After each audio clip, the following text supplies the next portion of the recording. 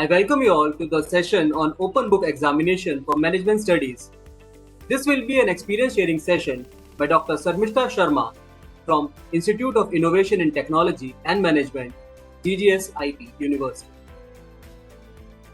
Dr. Sarmishta Sharma is a professor of marketing, Department of Business Management at Institute of Innovation in Technology and Management, affiliated to Guru Gobind Singh Indraprasth University, New Delhi.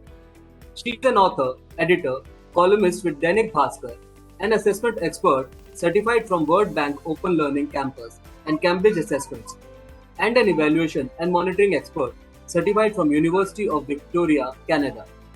She is an active promoter of constructivist approach to teaching and learning. She has been a part of team for designing training packages on educational project planning, implementation, monitoring, evaluation for National Council of Educational Research and Training. She trains teachers on the use of case studies as part of teaching pedagogy in classrooms for various states. We welcome you, ma'am. I would now like to request Dr. Sarmishta Sharma please share her experiences on open book examination in management studies. Thank you, Prakhar. It's a pleasure to be here today to share my experience on open book examinations. Open book examination has become extremely relevant at this time when we are trying to conduct our examinations in the remote format.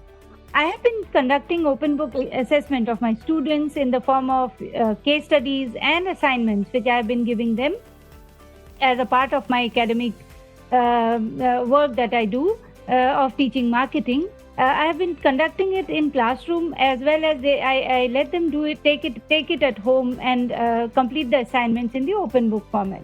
When I started off, my students were really happy to join open book assessments, and they said that, ma'am, it would be really easy to solve open book exams and participate in open book case study solving. Because they felt that they would just be able to copy the answers and from the textbook and write them down.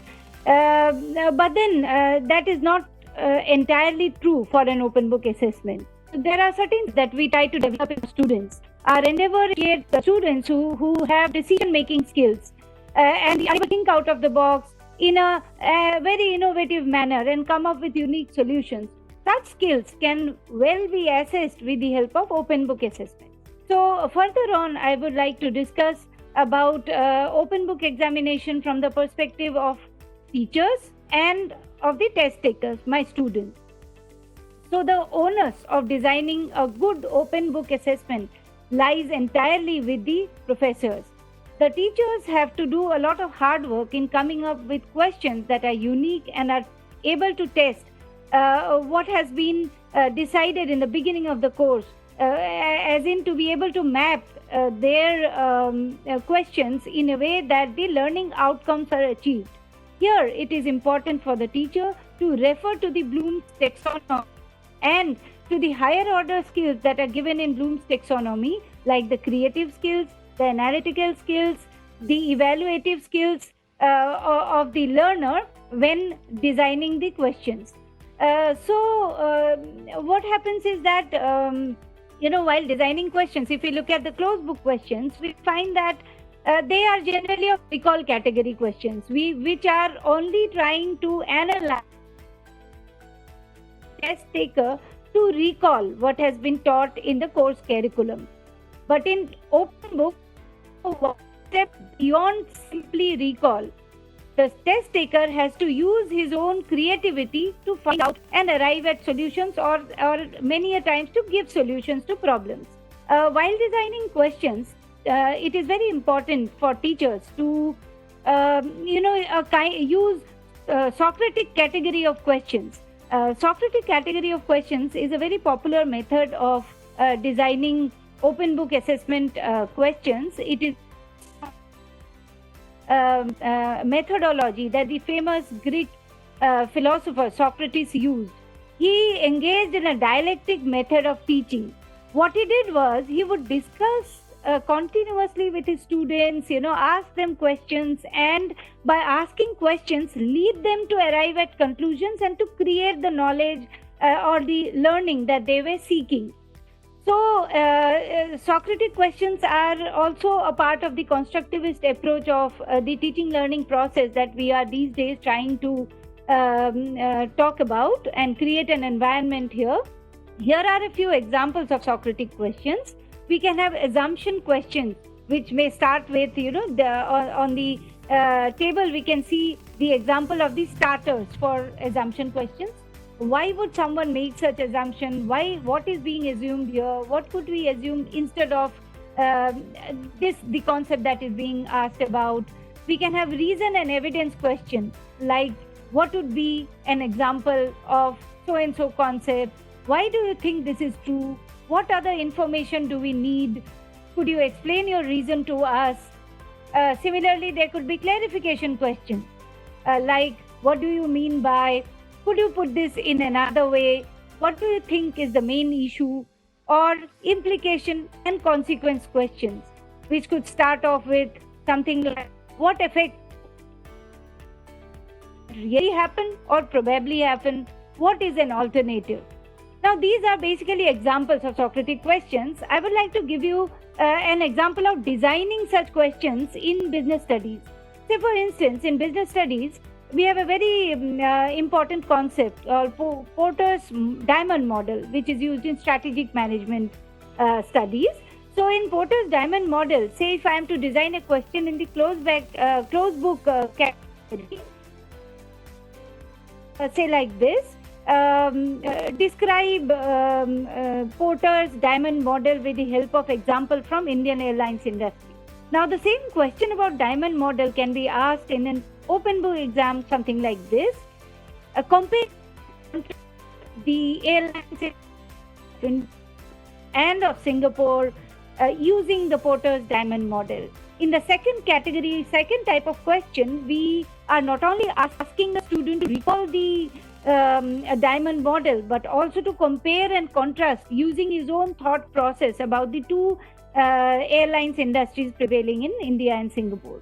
The 4 P's of marketing, a very basic question often asked in the first year of a marketing course. In a closed book category, we can ask what are the 4 P's of marketing, explain with example, a very simple, straightforward recall category question.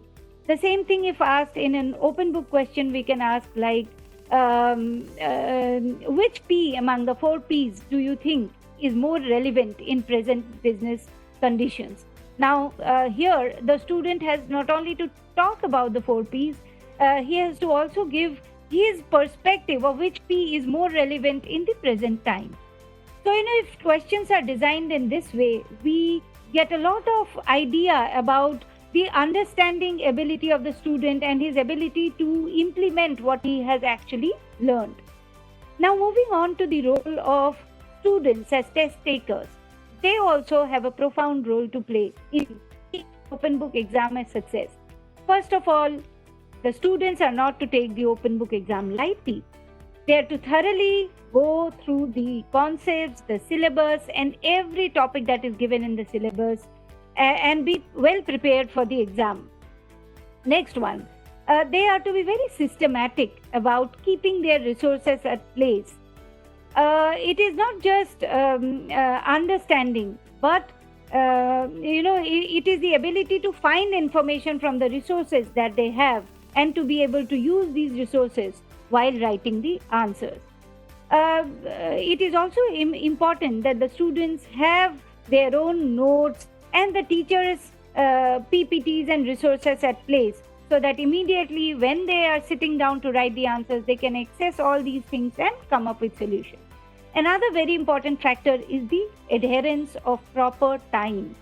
The students are to practice for open book exams by keeping the time constraint in place, because it is just like any other exam. Just because it's an open book exam, they will not be given an extra time to be able to, refer to books and then, think and decide. So they are to know the idea of managing time and to come up with the best solution at the given time. Finally, the most important thing that the students need to keep in mind is that onus of maintaining the integrity of the teaching learning process is also theirs. So the fact that open book exam is given to them, they should not take it too much to their advantage and use only to that extent that they are allowed to. So the academic integrity aspect is entirely that of the students to be taken care of. And finally, there is the structure element. Like, while they are designing their answers, they should also know how to structure it. The information that is supposed to be given, the relevant information, they are to be able to come up with those, extract those informations only and present those only in their answers. I have been experimenting with this, case studies and giving them open book assessments. I have realized that it's a very good way to enable the learner to take interest in the subject. In the previous semester, I was teaching a subject called digital marketing, a new subject introduced in my university in the final year of BBA course. I conducted workshops, I conducted a lot of case study sessions with them. And my students found so much interest in the subject that many of my students went on. Now they have become consultants to small businessmen. Like, they picked up their own projects. They are designing websites. They are designing social media strategy to small businessmen, like a small kirana shop owner or a small departmental store who had earlier not even thought of having a digital presence. They have been able to teach them the need of digital presence. I feel that a lot of it can be attributed to the interest that the students got in the subject by participating in the case studies and coming up with unique solutions. This is all that I have to share.